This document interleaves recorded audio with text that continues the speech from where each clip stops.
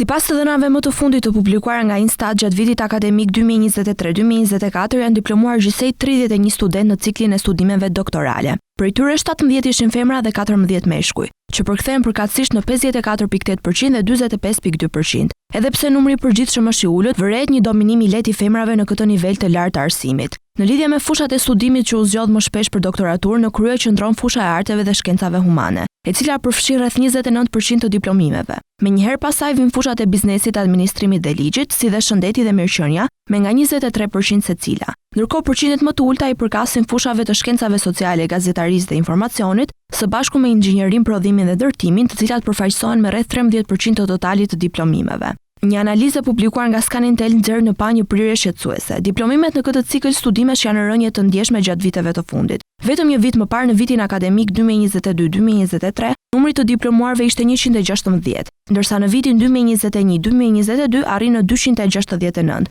Krahasuar me vitin e kaluar, kjo përbën një rënje drastike prej 73%, ndërkohë që ulja është edhe më e theksuar në raport me 2 vite më parë. Por sa i përket ndarjes gjinore në vitin shkollor 2022-2023, diferenca mes femrave dhe meshkujve ishte minimale. 50.86% të diplomuarve ishin femra dhe 49.14% ishin meshkuj. Ndërsa për vitin shkollor 2021-2022, femrat përbërnin një shumicë më të theksuar me 63% përkundër 36% të meshkujve. Këto të dhëna tregojnë jo vetëm një rënje të interesit për doktoraturat, por edhe një prani gjithnjë më të dukshme të femrave në këtë nivel të lartë të arsimit, çka mund të reflektojë ndryshimet kulturore dhe sociale në qasjen ndaj edukimit të avancuar në Shqipëri. Vlen të theksohet se rënja e këtij numri mund të përfaqësohet edhe nga emigrimi i popullsisë, por edhe zgjedhja personale për ta ndjekur këtë fushë studimi në universitetet jashtë vendit.